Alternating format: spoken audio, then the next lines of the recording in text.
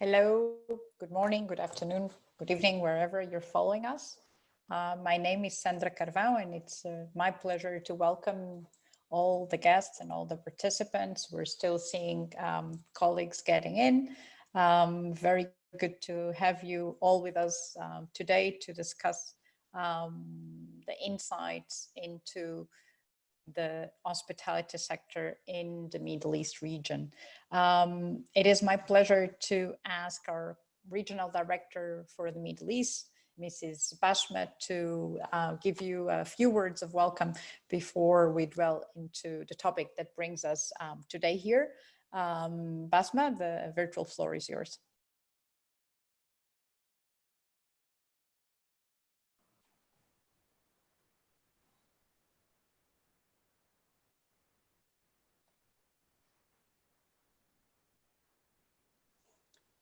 I think we're having some... I can't turn on my video because of Arlene. Can you turn it on?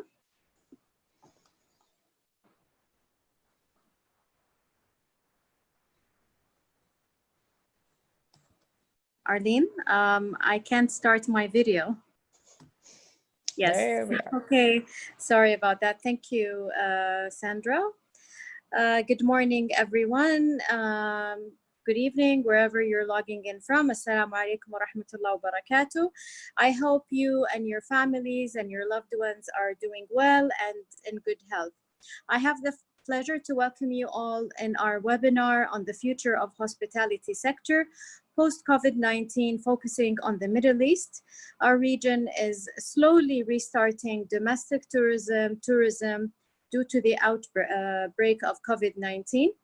This pandemic has affected every sector across the globe, and the hotel industry is among the hardest hit.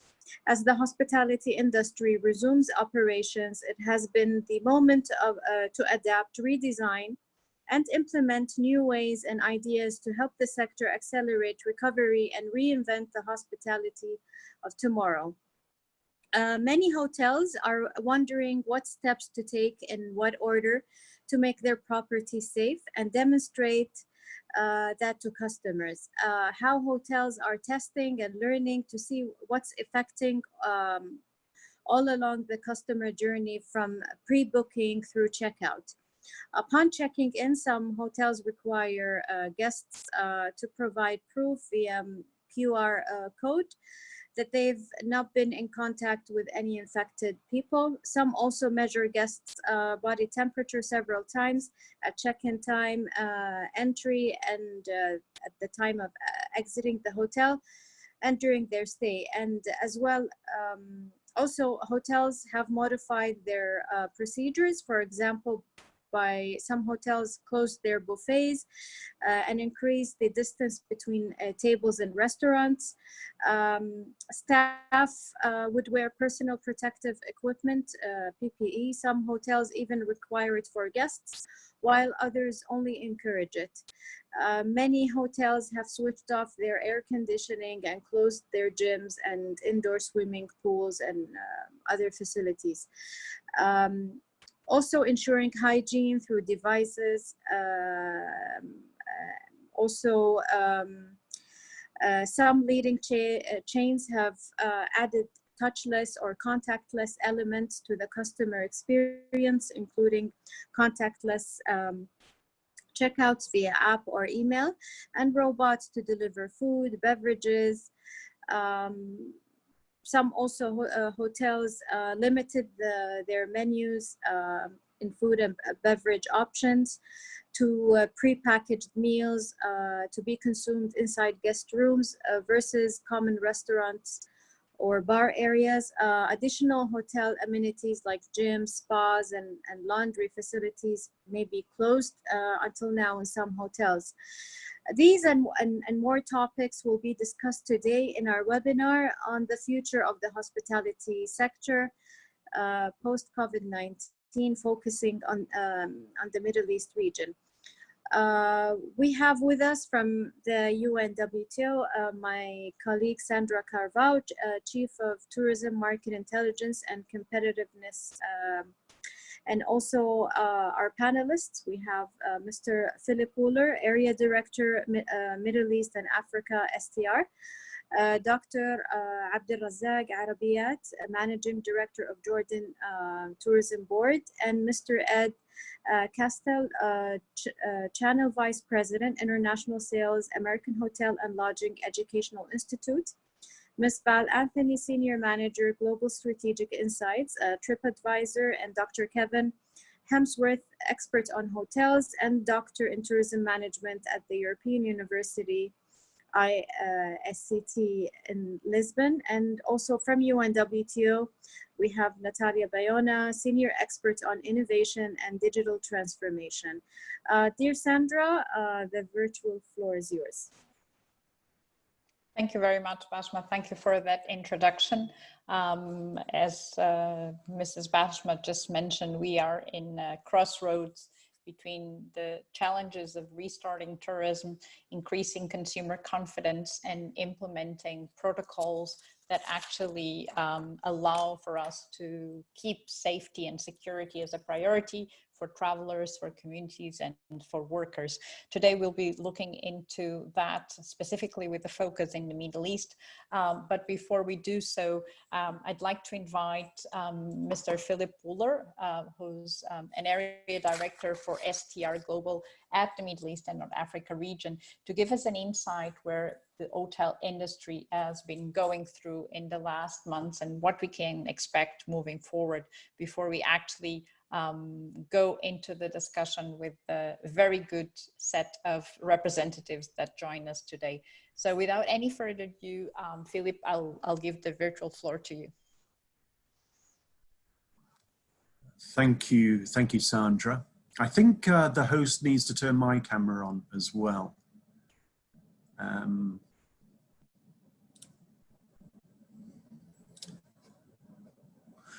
Right, let me see if I can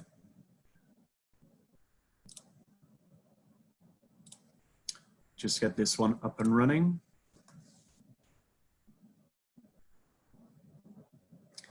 Can you hear me okay? Perfect. All fine. Okay, and can you see the main screen here, the big screen? Yes, presentation working perfectly as well. Okay, excellent. Thank you very much. And good morning, good afternoon to everyone. I just have a few slides. We're literally talking a few minutes here just to hopefully bring some of you up to date and give you a better understanding of where the hospitality industry sits around the world at the moment. And I think it is important to have a look around the world. We know that in this region, this is a pretty tough time of the year anyway for hotels. So I think it's been nearly 5 months since we did our first webinar, and 6 months, perhaps a little more than 6 months since we first felt COVID-19 and the outbreak around the world. We've come quite a long way, but we certainly still have quite a few challenges. We know there are further outbreaks, although smaller and better contained, and some further lockdowns around the world. But the data does suggest we are making progress. But I think we are doing better, even though we have difficult circumstances to deal with. So I just wanted to cast our mind back to the middle of May. And I know there seems to be a lot of data on this, a lot of dots, but if you, basically what we have here is every single dot represented by a market or a sub-market across the world. And you can see down at the bottom the occupancy buckets under 25%, 25 through 50, and through to 75 to 100. And this is what it looked like for the last 2 weeks of April, first 2 weeks of May 2020. And you can see that most of the planet was pretty much operating at under 25% occupancy. At that point, you can see in China a little bit of a recovery. The occupancy's there between 25 and 50%. And in North America, a little bit of a mixed bag. But that's what it looked like sort of around about the 16th of May. Now, if we fast forward to today, we can see that picture has changed quite dramatically. We do still have challenges. We do still have quite a lot of red dots, but certainly a lot less than we saw on the 16th of May. I think interestingly, the further north, the better off you are likely to be. You see the occupancy buckets there between 50 and 75%. North America, some of Europe, and certainly Scandinavia, and then also China running at sort of between 50 and 75%. So quite significant progress through to the 1st of August. Again, sort of similar sort of idea. Every single submarket around the world put into a bucket. And we can see from the 2nd of May how the world looked. And you can see that most of the hotels were operating at under 25%. There on the left-hand side. And a few markets between 25 and 50, and a handful between 50 and 75. And then if we roll that through to the 1st of August, we can see that picture has changed quite dramatically. They are high level numbers, but I think it's a wonderful, very quick way of seeing that we have made quite a bit of progress from an occupancy point of view across the world. We are still in a situation where face masks are being worn, but we are certainly making some progress. If we look at the occupancies, there are two numbers here for each region. Mainland China, you've got 63%. The smaller number represents the full inventory number, and the larger number represents occupancy based on supply that is currently open. So you can see in China, all the hotels have reopened. So that is obviously a very positive picture. 63% occupancy there. In Europe, quite a lot of changes over the last few weeks or a couple of months with the borders opening. And Europe is now operating at 41%. It wasn't long ago when Europe was operating at 7 or 8%. So quite significant changes there.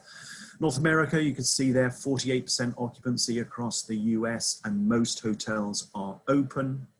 And then in the Middle East, we are running at a 40% occupancy based on existing supply, and 33% occupancy if we consider all of the supply. So reflecting on some of the regions, and I think the good news to take note of is we have a look at China, for example. We can see around about the 20th of June through to the 4th of July, we had a second wave, in fact, and we can see that the occupancies dropped quite considerably over that period. But I think, again, containment was very, very good. I think Beijing was one of the cities, very good containment, and occupancy has begun to climb ever since. And China, as a country, is operating at 63.4%.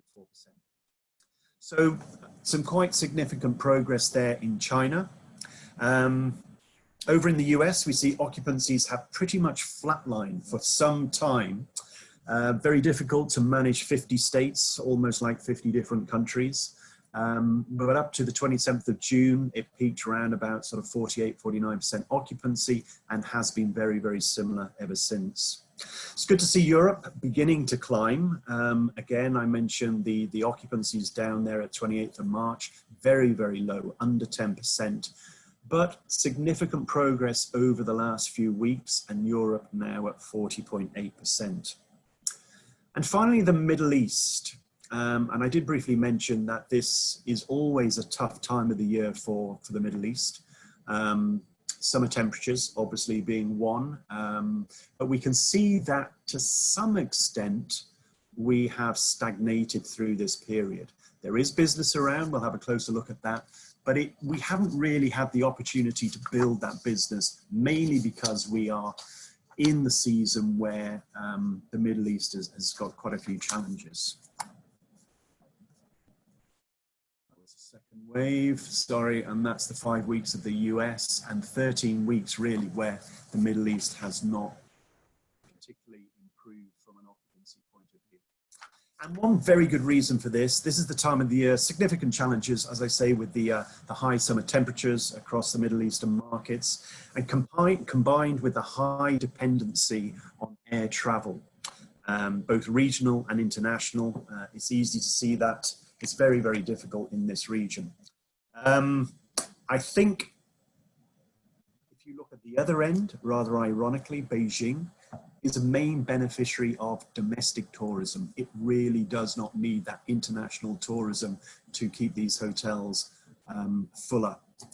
So that is, you know, some of the challenges that some of these markets, you can see there, Abu Dhabi as well. Having a closer look at the Middle East, this is similar to what we saw before. And again, not an awful lot of progress in the last few weeks for the reasons we've just discussed, but some progress. If we look at rolling 7 days for the 8th of August, we can see a few more of those red dots turning to orange and even turning to teal as well, the bluish color. So some progress across the Middle East. And then when we look at room demand, so simply rooms sold or rooms occupied in the Middle East, again, big numbers. We can see from the 2nd of February that at that point we were selling round or occupied rooms around about 2 million rooms a week, which represents around about 140,000 a day.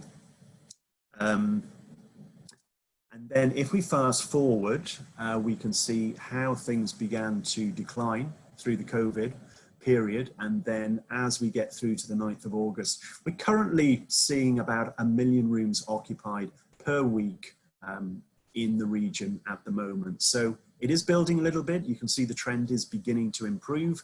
And again, I think if you take a view on the challenging seasonality of the Middle East, then things are looking a little bit better. We look at the occupancy ranges. There are obviously some significant challenges in Mecca and Medina, where religious tourism is very, very restricted. Some of the stronger markets being Doha and Abu Dhabi and Riyadh. There is medical tourism as part of this occupancy bucket. But I think another one to consider or bear in mind is, although Dubai's occupancy is running at 40%, it is by far the strongest demand generator from an occupied rooms point of view. 40% is round about 40,000 rooms a day being occupied. So there is certainly business out there and things are improving slowly but surely. If we look at the absolute numbers, we've got the occupancy, they're declining in occupancy. So on the left-hand side, Al Khabar and Daman running at 56%. So there is some activity down in the Eastern Province, Abu Dhabi, Qatar and Riyadh. This is July data, 2020, and through to Jeddah. And then the occupancy is declining through to Mecca at the end. Amman, which has seen a little more business recently, running at 19%. I think it's very difficult to look at average room rates through this period. But I suppose 2 cities to take note of, Kuwait City and Jeddah, even though occupancies are challenged, are still posting some pretty good average room rates. And just a quick look, a couple of slides before I leave the presentation at least. I think it's interesting to have a look at Dubai from the 1st of March. So this is really when things began to decline. We can see the occupancy at that point running at around about 60%, declining from 70 a little bit earlier than that. Through the lockdown in Dubai, through the Ramadan period, and then as we get towards the end of May, we can see things beginning to improve, particularly at the weekend. You can see the little spikes there. That is weekend occupancy. So staycations in Dubai have been reasonable. I mean, if you consider the beach properties, the desert properties have done pretty well over this period. And then as we move towards the far right-hand side, you can see things are beginning to improve. Now, we have some way to go. We have the seasonality to consider, but we're in the right direction. The 55% there is the Eid holiday, Eid al-Adha, where the whole of Dubai, based on 100,000 rooms, are running at about 55% occupancy. So some support from the local residents and some business for the hotels at least. And just one more slide, I think the main beneficiary, and I think this is a very, very interesting one to look at. The sun shines in the desert. Now, this is the occupancy average room rate, and this is in dirhams and RevPAR for the desert hotels across the UAE. Now, the desert hotels are generally at the luxury end of the hotel sector. But this is certainly the Tesla stock of the hotel industry at the moment, at least from the Middle East and the UAE point of view. This is a year-on-year comparison. So this isn't a week-on-week. When we look at year-on-year, the occupancy has grown 36.8% same month last year.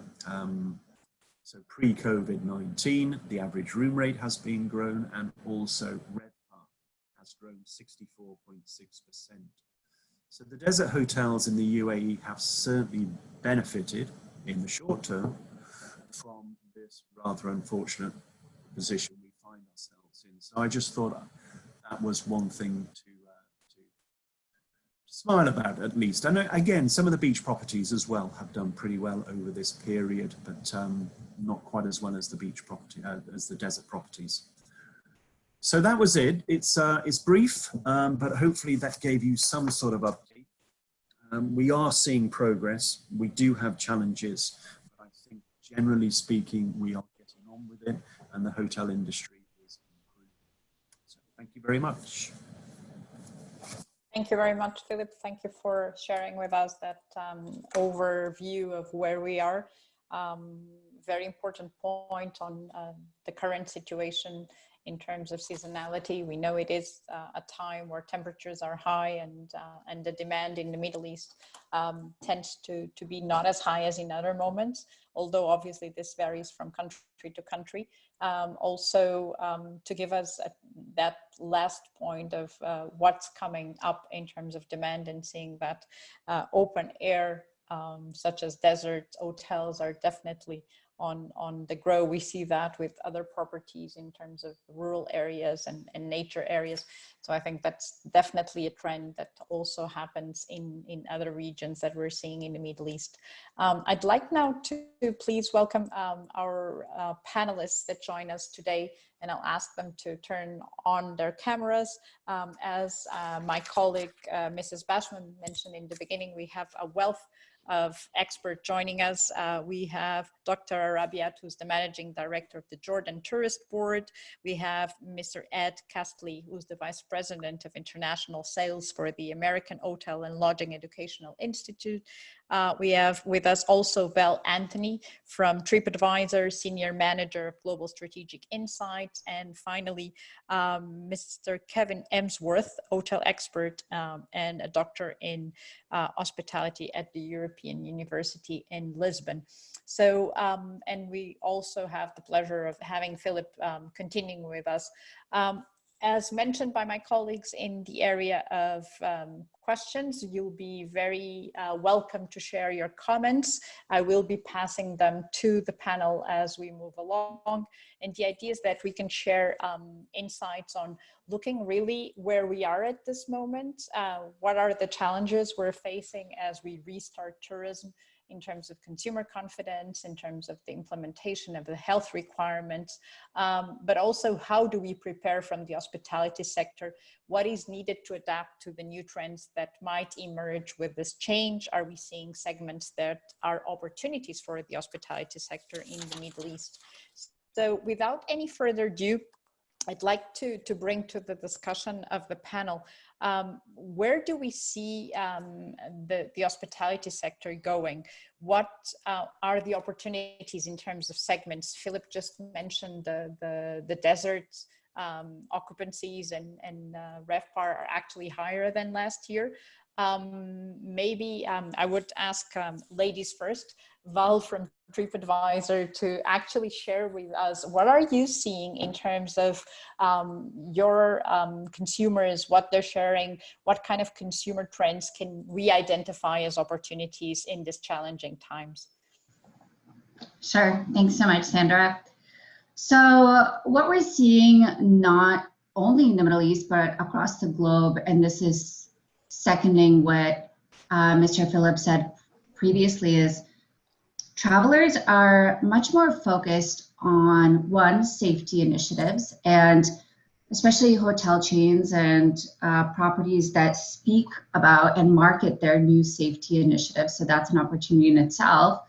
But we are seeing, for the countries in the Middle East that are recovering most, people are more nature focused. So even though families are still traveling domestically, what we're seeing is they're more interested in amenities like hiking or being outside or being by the pool, as they stay vigilant about that social distancing.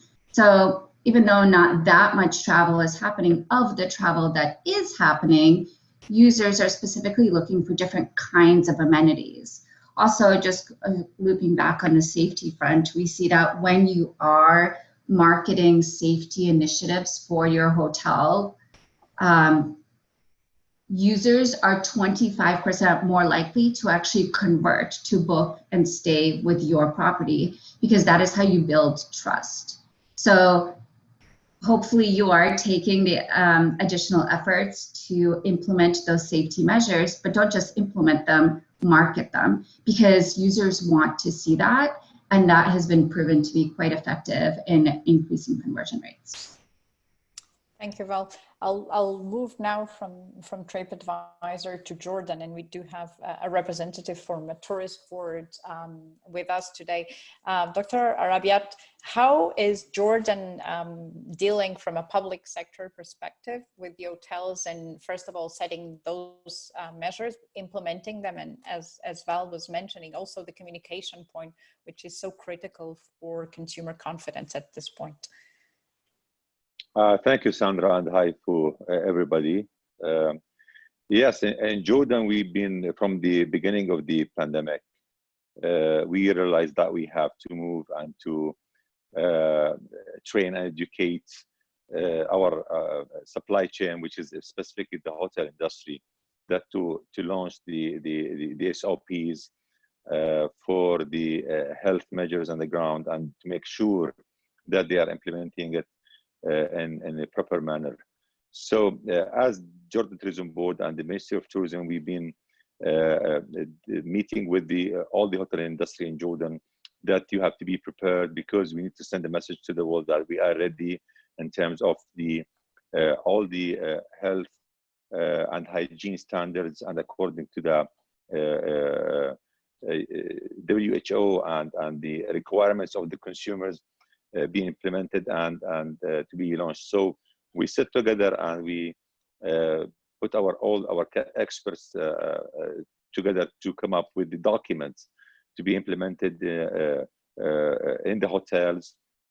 And we start, as the Jordan Tourism Board, to promote, and we have the content, the videos and visuals to communicate with the world that we are ready once we open the airports, that our hotels are abiding and adhering to the international standards of the health procedures and the measurements. And all of them were very, very cooperative, and they just adapt, and they have their own actually SOPs, especially the international chains, where they have these manuals already in coordination with their headquarters. So I think now in Jordan we are ready, especially that we had the pilot project. Now we have the domestic tourism. Now in Jordan, our hotels are receiving the consumers in the Dead Sea, Aqaba, Petra, and Wadi Rum with the domestic tourism, and we are witnessing a high demand in domestic tourism. And Adha, the occupancy was in Aqaba almost 100%. And we have now direct flights from Amman to Aqaba, domestic flights, and all the supply chain in Jordan, the tourism are implementing the SOPs, especially that the Ministry of Tourism we have special teams that they are audit and make sure that all the hotels and all the suppliers are implementing the SOPs as agreed from the Ministry of Health and the pandemic crisis, we call it in Jordan. So I think the domestic tourism is a good exercise for everybody to test the internal and the suppliers and chains in each country to make sure that everything all these suppliers are doing and adhering and implementing the SOPs in the proper way. Thank you very much, Dr. Rabiat, for sharing your experience. I think one of the points that you mentioned is obviously the issue of education and how those protocols then are implemented on the ground. And I'd like to bring Ed Gasly to this discussion on, as an example, in the US, and actually Philip was mentioning, when we look at the US, it's like different countries within one country, because there might be huge differences between the protocols and the regulations in different states. What could be a good example that you'd like to share with our colleagues from the Middle East on what is happening currently in the US? And what do you see the challenges on the ground in not only implementing those protocols, but also making sure that the consumers are aware of them in terms of their own behavior?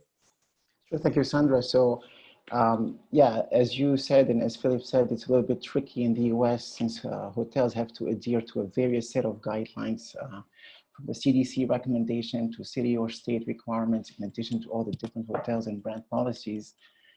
So what we did from an association standpoint is to form what is now referred to as a Safe Stay Initiative, which is an advisory board comprised of experts from all segments of the hotel industry, to reach a consensus to create a set of standards that can either be layered into a brand, a specific set of protocols, or used as a set of protocols for hotels who don't have one. And we're very happy with the responses. We received wide acceptance of these protocols nationwide. Many of the hotel chains use them into their SOPs. And we even shared it with other hotel associations outside the US, like HOTREC in Europe, other ministries of tourism as well. Got inspiration from them, like the government of Jamaica, for example, to create their own and disseminate them in their market. You mentioned education, though. Since we're a major education and training provider, of course, instead of using a stand like our good friends at WTTC did, what we did is go through training and online training in creating, based on these guidelines, an interactive online training that we disseminated to all the hoteliers across the nations. And that received wide acceptance because from the general public, people knew that not only the hotels know about the safety and regulation amid COVID-19, but employees as well knew how to implement them. And employees displayed their certificates in the lobbies, on social media, on LinkedIn or Facebook.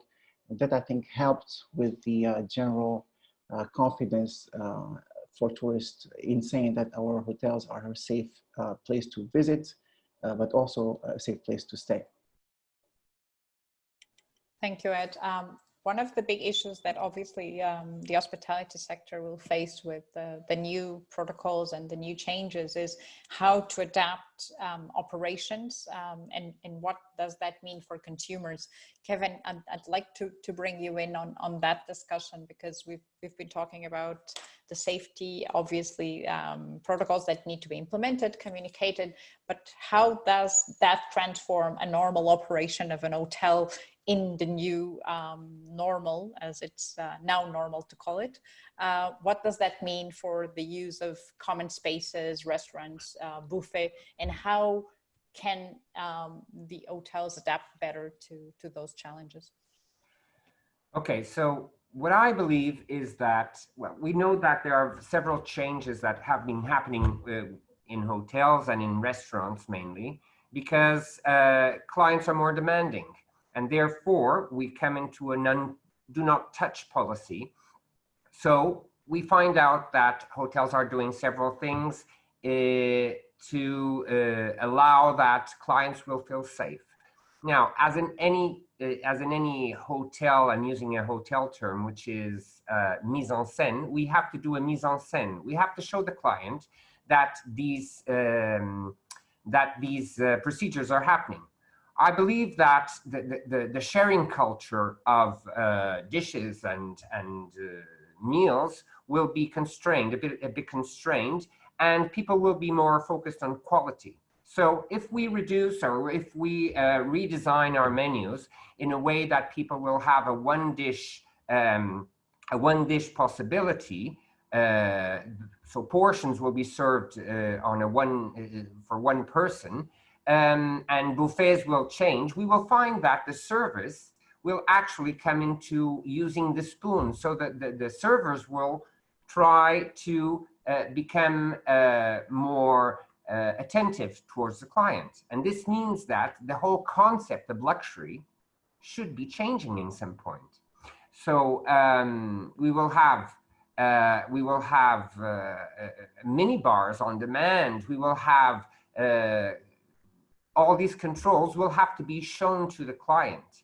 So this obviously will bring us to a different perspective, which is how do we prove, or should we prove, that we are safe? So I don't know if I should talk now or not on certifications or something like that, but I'm from Portugal, and here we were the first country to put establishing a clean and safe and clean a certificate, and WTTC also put one. And the thing about how people will see this in the hotels, either the client or the employees, is whether how credible a safety stamp can be. So it's normally an optional procedure, meaning that the companies have an option to set it in place or not. Now, this means that there are some that will be certified and some that aren't, but it does create a buzz within the client's perspective. But is there a real control? So how do we prove to the client that there is a real control? We have to show the client with the mise en scène. We have to use this, but I believe that all these kind of certifications have a better effect when they are locally or in smaller dimensions put into place, because it is easier to see whether there is a direct effect on the people that have to deploy this. I believe. Thank you, Kevin. I think that's a very interesting point, because there's been a lot of discussion on obviously the harmonization of the protocols and the need to have basic standards, but it is true that also national and local regulations have their own specificities, and the certification or the compliance with those protocols, independently of there is a certification process afterwards or not, needs to be very adapted locally. I think one of the big challenges that we see, and it's also being commented by the participants in the question and answer area, is the impact of all that on price, because obviously we're in a situation where, for one, we do have very limited demand, very volatile demand, probably with very short windows of bookings, which imposes even bigger challenges for the hospitality sector. But at the same time, there will be increased costs coming from different areas. Philip, I don't know if in your data, is there any showing of that? You were talking about average daily room rates. Obviously, they'll be very much defined by demand, but is there something that you see in the Middle East particularly that relates what we're seeing in terms of average room rates, and probably the situation of are we seeing an increase in cost, and how are consumers reacting to that? I think from an average room rate point of view, the hotels are feeling that they have little option but to offer such a sensational package just to try to develop confidence that people are moving around. And I think looking at the data, I mean, one thing I didn't mention, so we have approximately 1 million rooms occupied per week across the region. That is an awful lot of people staying in hotels. It's not quite what it used to be, 2 million. So there is a lot of confidence there. I don't see an issue with hotels. I think people are very, very happy with them. I think they feel that they are very, very safe. I think we're just, at the time, we can't get the movement of people to really develop the occupancies. But I think hotels, I stay in a few hotels here in the UAE, and I think they've done a fabulous job.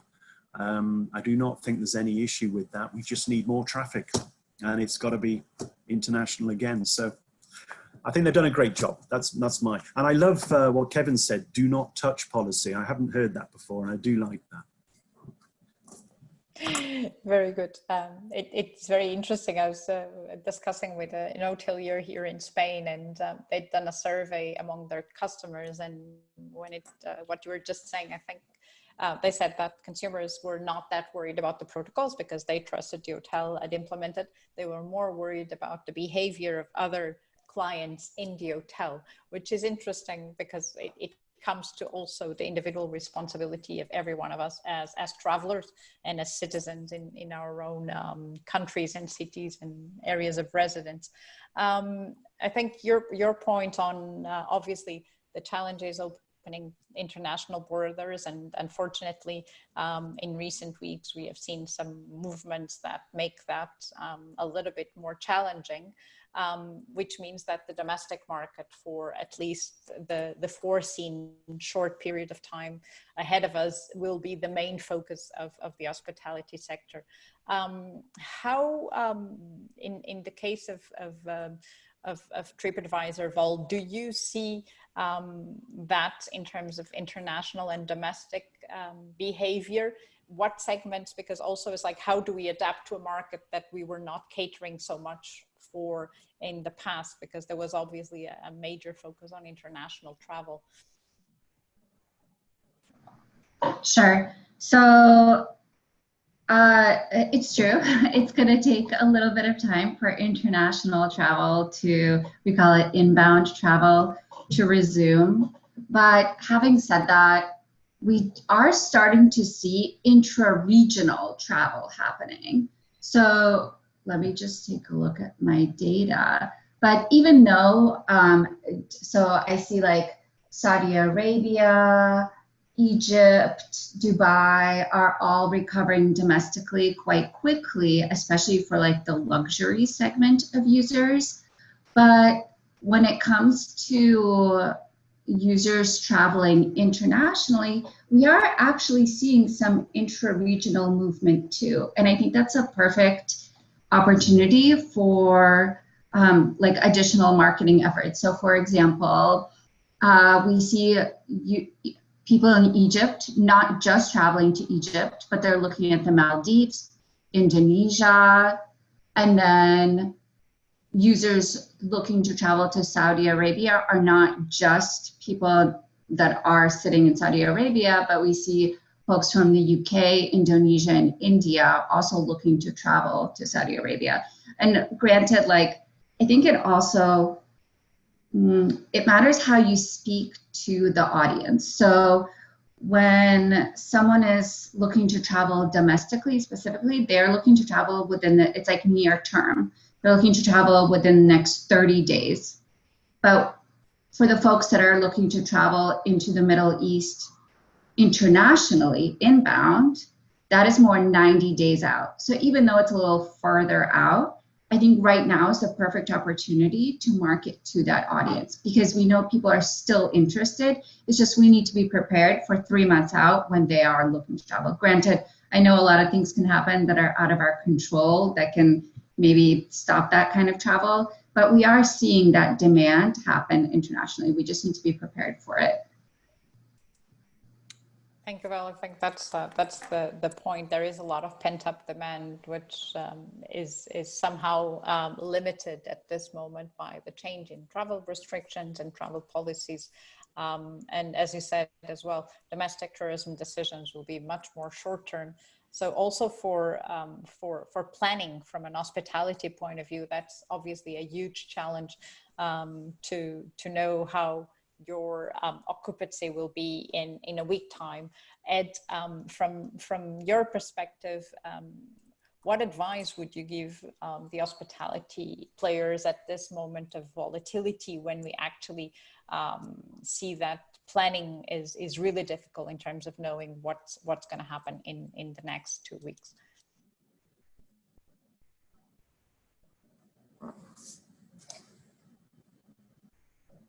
You're muted.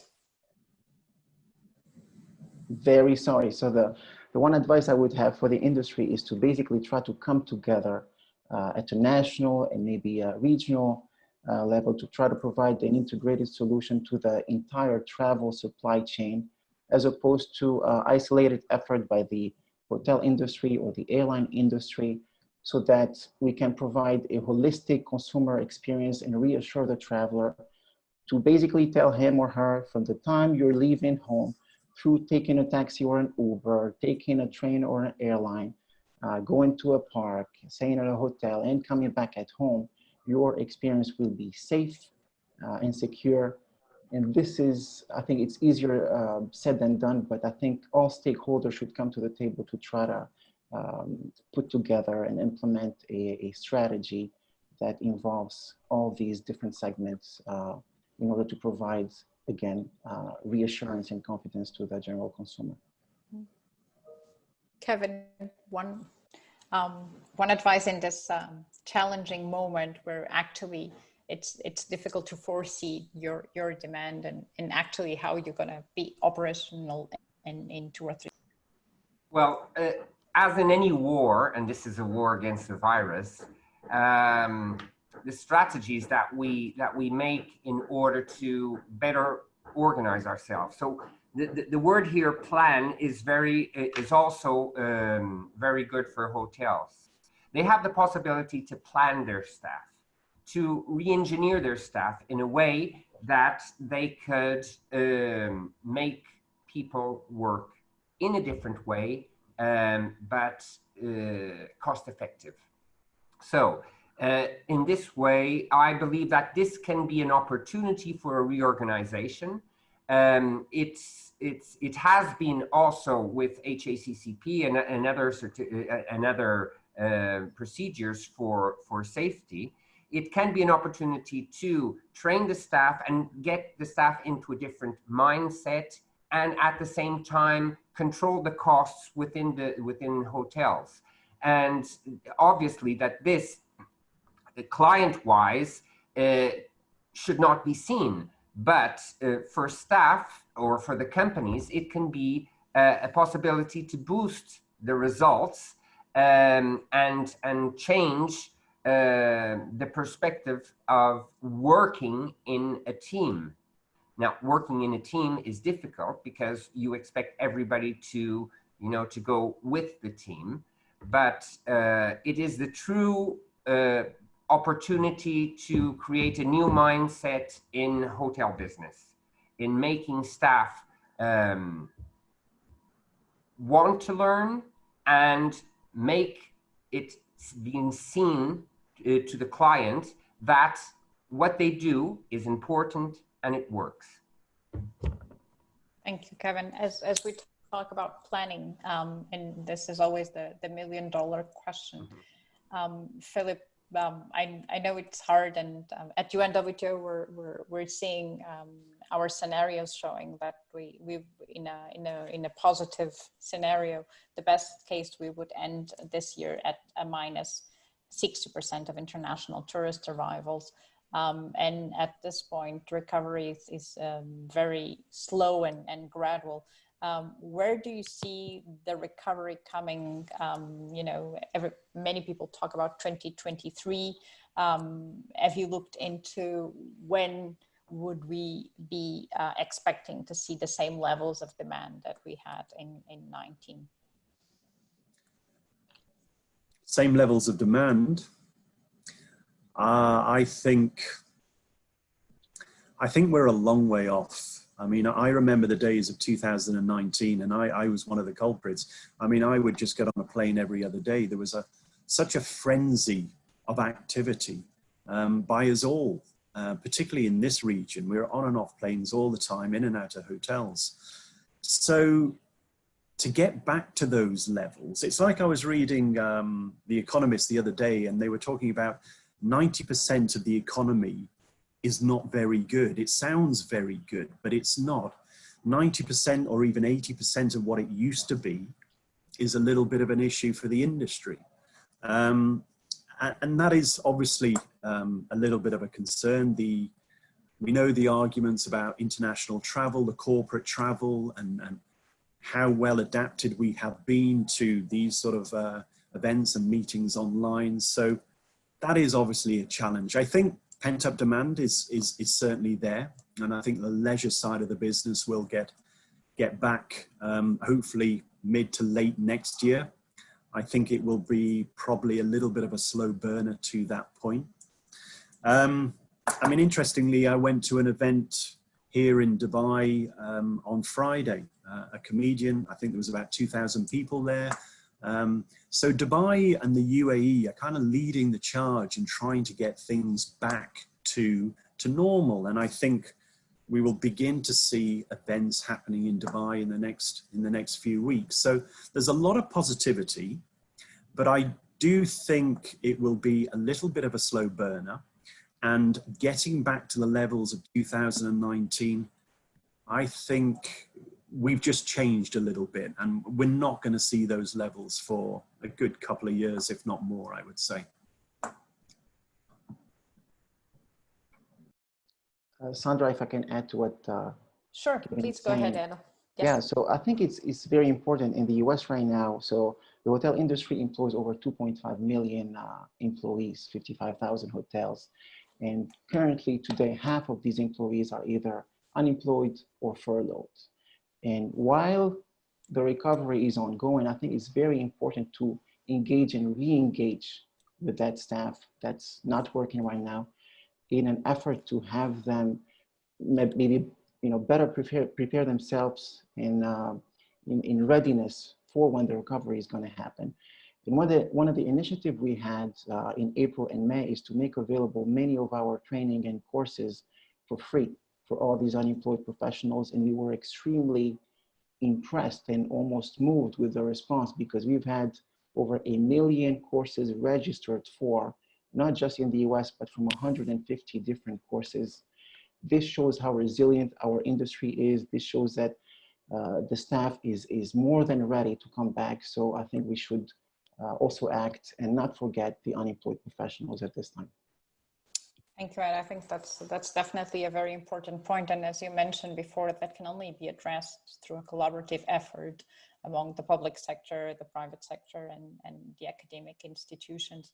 Because at the end of the day, it's not just retaining the staff and their qualifications, it's also helping them to find new jobs and ensuring that we're upscaling their capacities in unfortunately this moment of stop.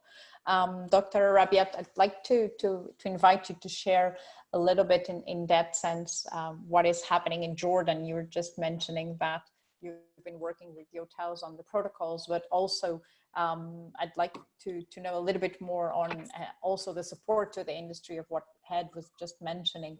How is public and private sector working to go through this period of time? Thank you, Sandra. Just to clarify, I think one of the attendees raised the question, how come that we reached the 100% capacity in the Aqaba during Eid al-Adha? What I meant that 100% of the allowed capacity, which is 50%. So the benchmark is 50%. It's not allowed to have the hotels are working on 50% of their capacity. So it's almost 50% of 100% of the 50%, just to clarify.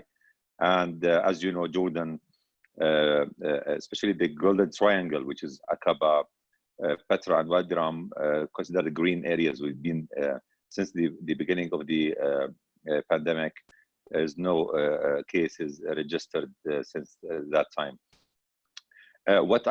Before I just go to your question, just an advice where for the hotel industry and the hospitality industry here in Jordan, now we are thinking as JTB and me personally that hotels should work with the other suppliers just to think out of the box. I don't think that alone can do anything.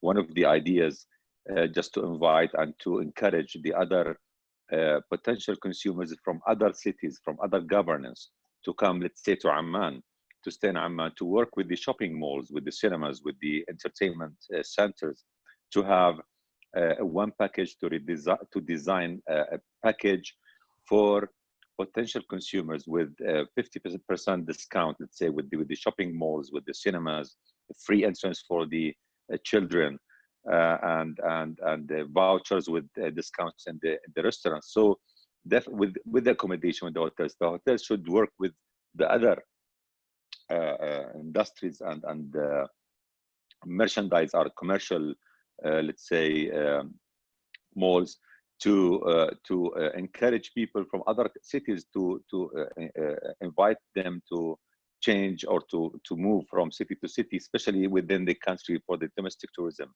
If you have an added value for money that once you stay in one of the hotels in Amman and you are coming from other city, you will have a good price and you are eligible to have 50% discount in the shopping malls or like that. So we are thinking now, working to bring all the stakeholders together to come up with this package, and this will be implemented in other countries. This is an advice to the hotel industry to work in line with other commercial malls. To answer your question, just to if you allow me, from the beginning, the government realized the importance to keep the employees, and it was our concern how to keep the industry, and especially the hotel industry, standing, not to collapse. So the government made a bundle of decisions to support the hotels by providing some liquidities through soft loans from the Central Bank of Jordan, Ministry of Finance, with grace period with 1 year, minimal interest rate, which is almost 2%, and the government will cover the interest.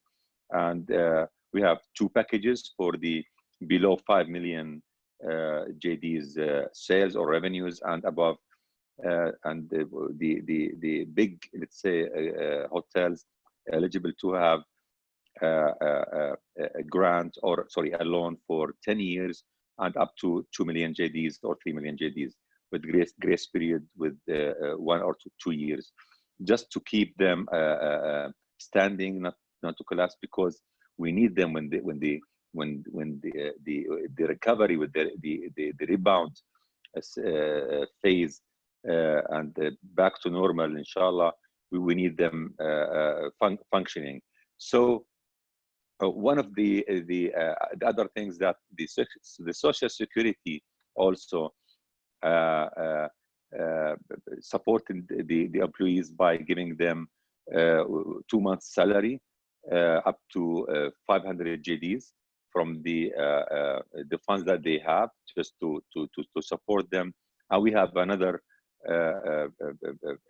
procedures from the Social Security just to support the employees and to keep them and their employees. And we have the different options to work remotely and to keep the minimum employees, just to protect them, because the tourism sector invested in their employees and we need them. And now we are working with them with the online training to be ready for the post-corona phase, where they are ready to deal with the new situation. So training online, supporting them by the Social Security, soft loans to the hotel industry. And now today I just had a meeting with the commissioner of the Central Bank of Jordan and the Ministry of Planning to find a solution for the inbound tourism tour operators. The tour operators are very, very important, and they are playing a major role, an important role in the economy by bringing the tourists to the country. They don't have any collaterals, no assets. So maybe we can support them through Jordan Tourism Board, because I trust the sector, and we can redeem back the loans on their behalf once we amend some kind of the bylaws in JTB and increase maybe the departure tax, or implement the city tax on the hotels to compensate the government of the money that may be donated or supporting the sector.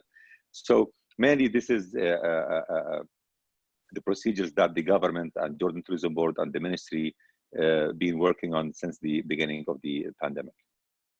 Thank you very much, Dr. Rabiat. That's a question that we've touched very briefly already, and it's coming very strongly in the chat as well, which is the issue of segments that will disappear.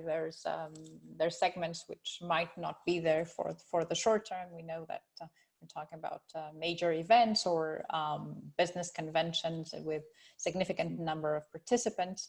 How do you see new segments emerging? Val, from the point of view of TripAdvisor in the Middle East, what kind of new segments do you see emerge, and what do they look for when they search online? Sure, great question. So maybe conventions, where you won't see so many of those, but I wouldn't actually rule that out completely. I think that business travel, I mean, we see it in APAC quite a bit already. Business travel is coming back and conventions are happening. It's just the convention centers have to take larger precautions to invite folks in and to make sure everyone is vigilant and wearing their masks. So I wouldn't rule that out completely, but what we do see in the Middle East specifically is luxury segments. So typically the most, based on TripAdvisor data specifically for Middle East destinations, the most searched for types of stays are family stays. But looking at year-over-year recovery, we see luxury stays and luxurious travelers are starting to recover faster. So even though the luxurious traveler is not the majority share, it is recovering faster. So in my opinion, and from what the data shows us, we think the luxury segment is going to become a little bit more popular post-COVID or in the new normal.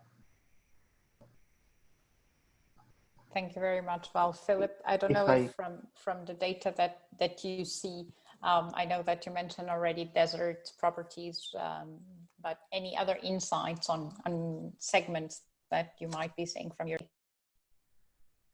Yeah, I don't know if anyone was paying attention, but that earlier slide that I showed when we saw the occupancy buckets beginning to improve, I thought it was fascinating to see Northern Europe, Northern US, those markets improving occupancy, Scandinavia as well. So, and maybe at the detriment to the summer destinations in Europe and the Mediterranean and everything else. So I would imagine one of the biggest segments is more of the adventure, the rural, the more sort of, type of the natural, going back to nature, those type of sort of holidays and destinations, I would think will do very well. Where I come from in the UK, it's been fascinating to see significant business going down to some of the coastal resorts and the New Forest and some of the home counties and Devon and some of those beautiful parts of the UK, Scotland as well. Because the British are not traveling so much, they're looking within the country, and it is a fabulous country, particularly when the weather is good. So, you know, there's a whole new kind of segment beginning to evolve that some hotels in the right destinations, in the right locations could do very well out of. But I would agree, I think, you you know, also going back to the conventions, we might see more sort of hybrid conventions. I think the bigger exhibition spaces could do quite well, but I think as somebody else said, we have to adapt and we have to change a little bit how these events are put on. So yeah, I mean, interesting times, but as always, as a race, we are incredibly adaptable and creative when we need to be. So it will be fascinating to see how things evolve over the next 12 or 24 months. Sandra, if I may add. I think Ed wanted to add something, and then I'll come back to you, Basma. To all the new segments that Valerie and Philip mentioned, what we've seen in the US is also hotels trying to be really creative in pivoting and offering something they didn't offer before. For instance, these floor is yours package, to where a group or a family can book an entire floor at one of their property in order to be by themselves and not mix and mingle with other guests. Same with renting a day for an entire family or a group and spend it at a spa just for yourself. So we've been seeing a lot of new segments, but also sub offers that are very interesting in these times. Thank you. Basma, you wanted to add something to that? Yes, I agree with what Philip said, that the right hotels and the right destinations are doing well, and we're witnessing this now in the region. There is a high demand on resort hotels. I believe what Mr. Arabiyat said, that in Al-Aqaba there is a 100% occupancy. There is a similar case, and I think both Al-Aqaba and Abha in Saudi Arabia we need to have case studies in the near future on this period. There is also a 100% occupancy in Abha, southern Saudi Arabia, and because the airspace is still closed in Saudi, and there are only domestic flights. Abha is one city where they had to increase the domestic flights to Abha because there is a high demand. You wouldn't be able to have a full stay in one hotel. You would have to, book in several hotels or resorts. Also, vacation homes or people renting out their homes is also happening. A platform similar to Airbnb was created nationally, and this gave the people the chance to rent out their houses. So it's ironic, but it's also a special scenario that is worth concentrating on. Both, as Mr. Arabiyat said, in Al-Aqaba, and also in Saudi and Abha, and I believe there are some also few destinations that are witnessing the same. I mean, they've never had so many people as much as they're having now. So. I think Kevni, yes, go ahead. Yes. Okay. I think that there's something that is a bit worrying about this situation, is that there are a lot of more businesses that work around the hotels and that depend on the tourists to live, and they are so the monuments and the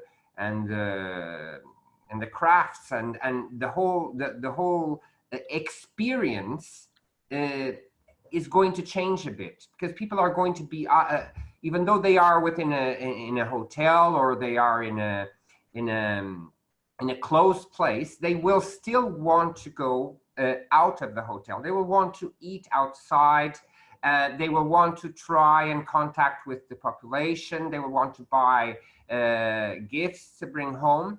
And this is something that is worrying, because I believe that at some point we forget that all this awareness of a destination cannot only be directed to hotels, but to all the industry that is around the hotels.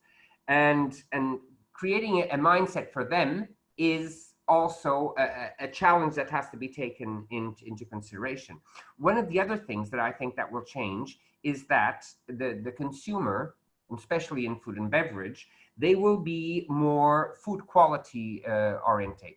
So because maybe people will even consume less in their plate, but they will look for a quality of service and a quality of a meal. So they will be worried about the nutritious part, about the flavors of what they have on their dish. And this also is something that we have to take in consideration when we open the scope of where people or what people are going to visit while they are in another country. So this safety also has to be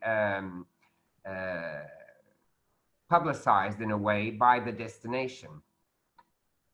Thank you, Kevin. I think that's a very important point. At the end of the day, when you decide to go somewhere, your decision is, I'm going to destination A or B, and then you decide where to stay often, unless you're specifically wanting to have an experience in a specific hotel. But again, that will be determined today by the travel restrictions or the conditions that that destination might have in place. So that coordination is critical. One of the issues that also obviously is very much a risk in terms of consumer confidence, but also for the hospitality sector planning, is obviously all the challenges of cancellation policies. And I'd like to ask Val, because through your filters, you see what consumers are valuing, and if there is a spike in looking for properties who offer free cancellation and easy cancellation policies. Yeah, that's a great question and a very popular one. Free cancellation, the interaction with free cancellation filters has definitely increased. For the Middle East, not significantly so, which is super interesting, but like for the UK and some other European markets, it has doubled. So the number of users clicking on free cancellation.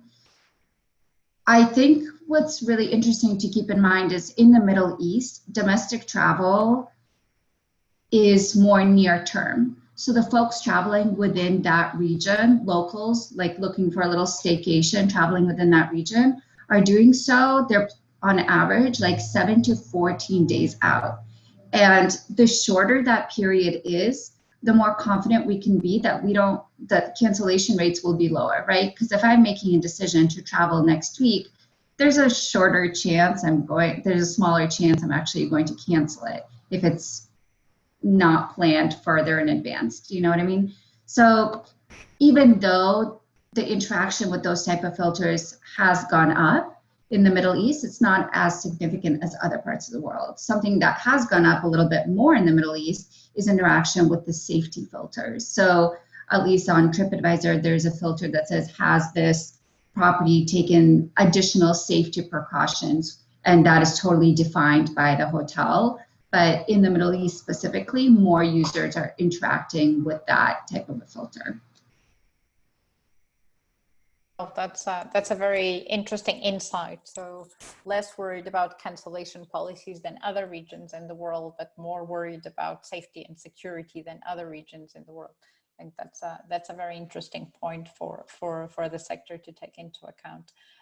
Ed, I don't know in the US what you're seeing in terms of this big issue of cancellation policies.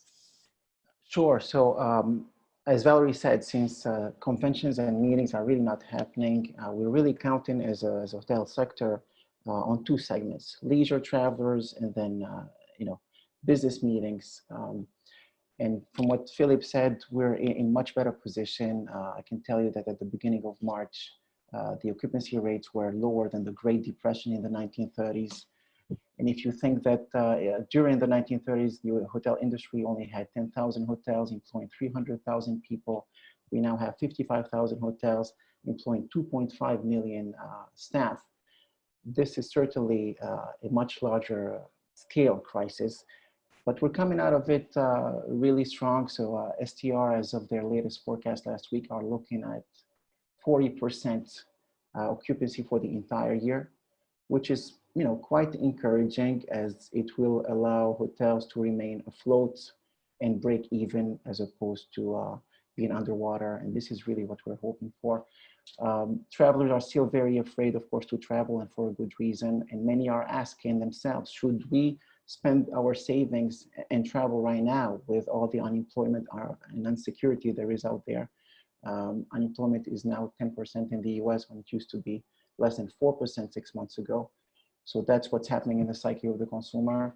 And then from a business standpoint, it's very similar. Business corporations are asking themselves, should we afford economically to send staff out with all the risk and legal ramification of having employees becoming potentially sick? So it's a catch-22, but we're hoping for the best. So the recovery is happening, but it's still very fragile depending on the state. Thank you, Had. I think that's good insight on a market where the domestic tourism is definitely one of the key points on recovery. We're 15 minutes away from closing the session. We have our colleague Natalia Bayona with us, who's going to talk to us a little bit about what is UNWTO doing to help us move some of the challenges. But before I do give the floor to Natalia, I just want to give our panelists a one sentence message before we leave this webinar to the people who are with us today. We have over 150 participants in this Zoom. We have many more following us live through YouTube. So for those who are particularly in the Middle East, one last sentence in what would be your advice moving forward in the next months, and then I'll give the floor to Natalia, and I'll start maybe with Kevin.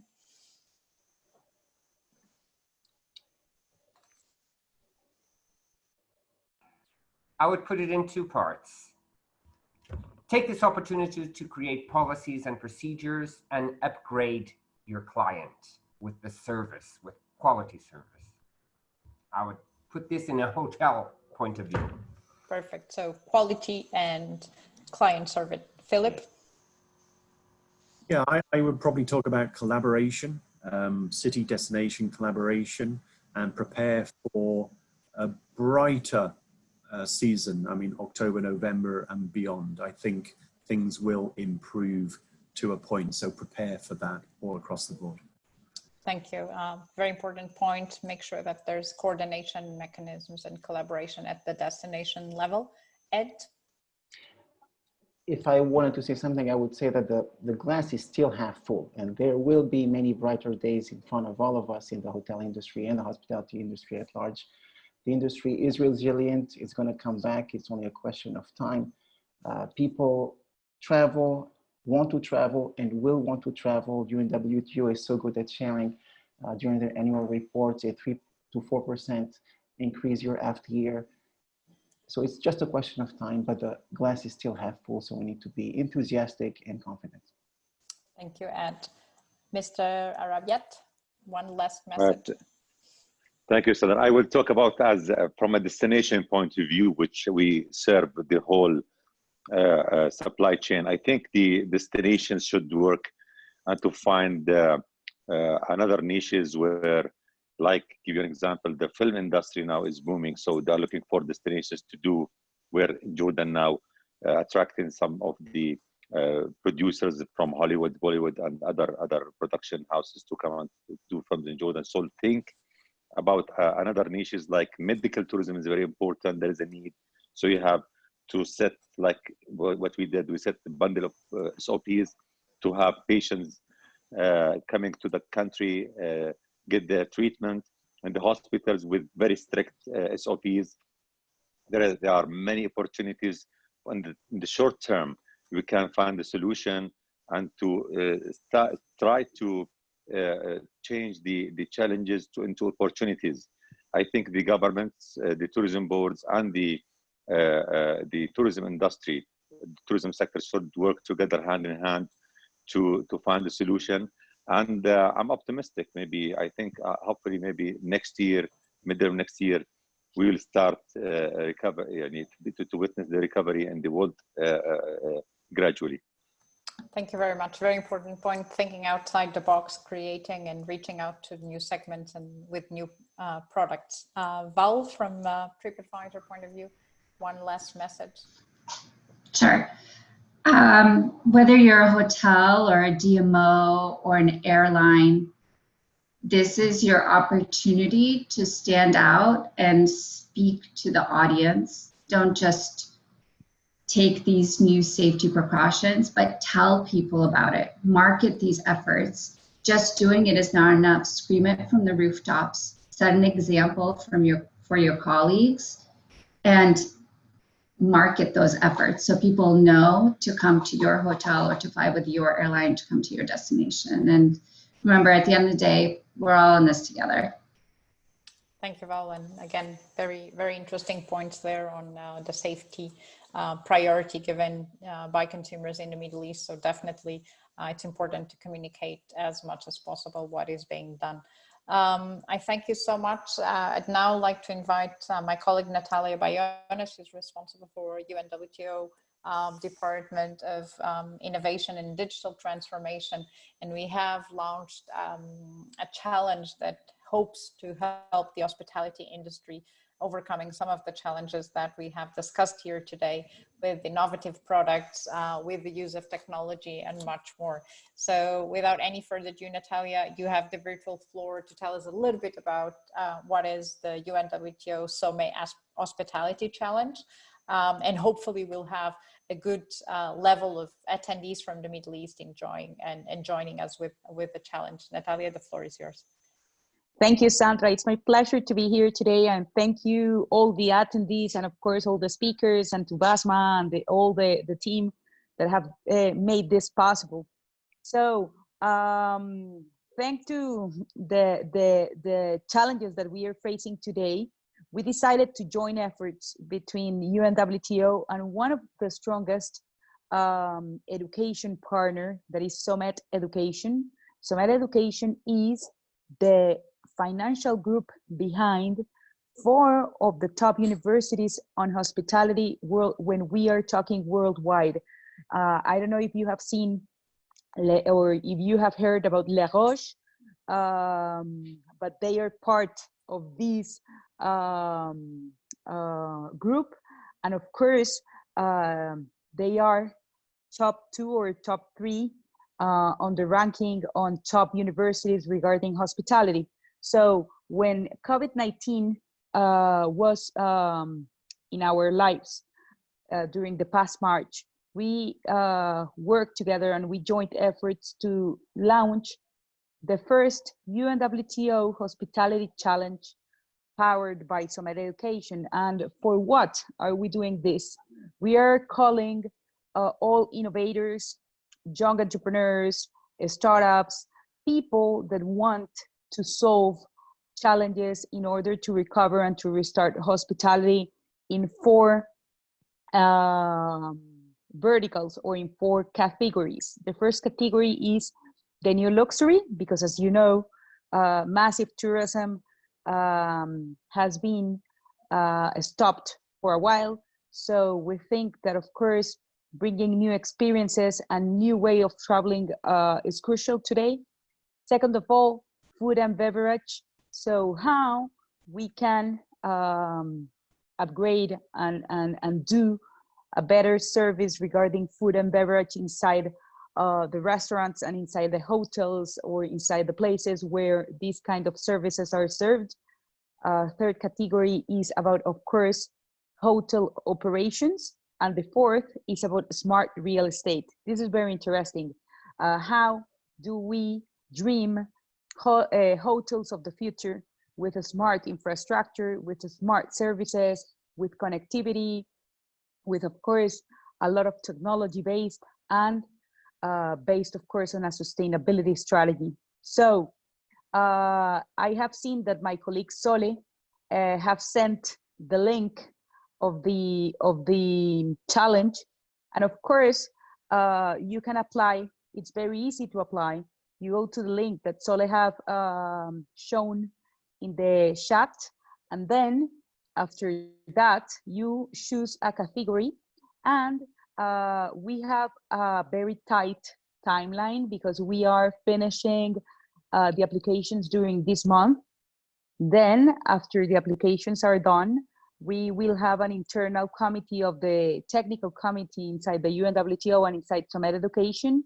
And after that, we will select 30 winners. That's a lot because it's the first time that we select 30 winners that will win 100% scholarships on those 4 institutions that are part of Summit Education.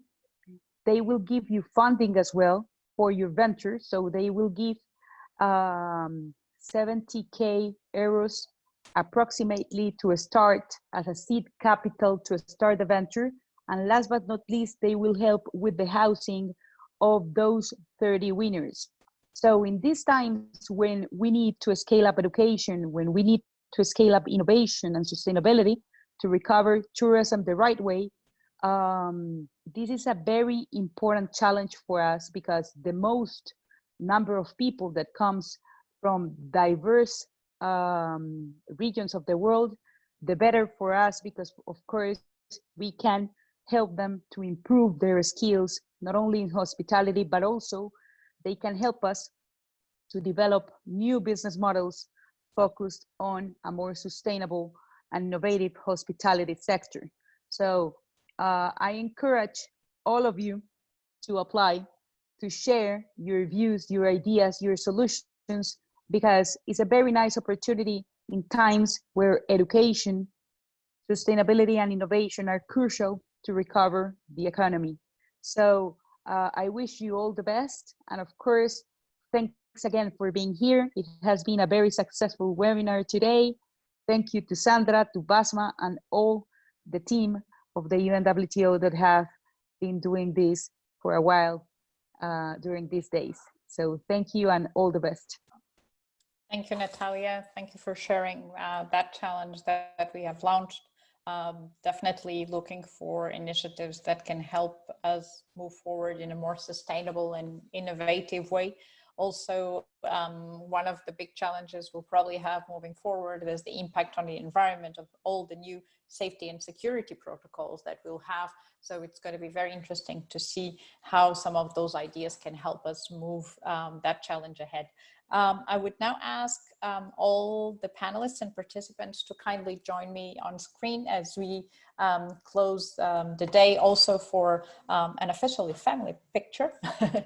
Arlen from our academy in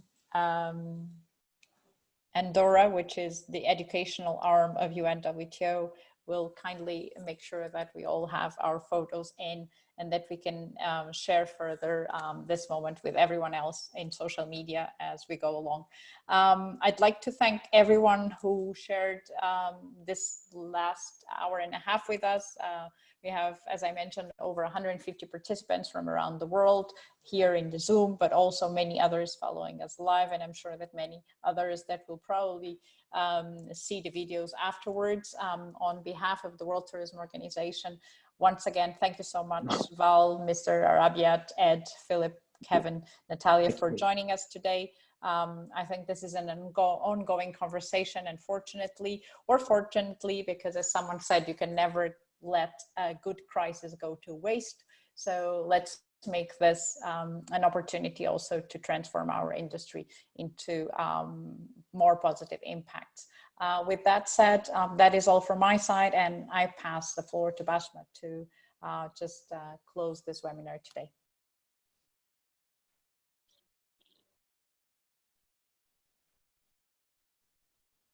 I think you're muted. Okay, thank you. Thank you, Sandra. Thank you, everyone. Well, we will be having more discussions on this in the near future. Fortunately, we will be discussing it, and we will be hopefully we will be witnessing more improvements. Tourism has proven its resilience and its unique ability to drive the recovery and development in societies and in economies, and it will we will witness that again in many sectors rather many segments in tourism very soon. We will witness this by acting early and flexibly. Hotels can be better adapt to the changing needs of travelers and gain back their confidence. Again, we would also want to see more relaxed cancellation policies from hotels and the whole accommodation sector. And we wish you all the best.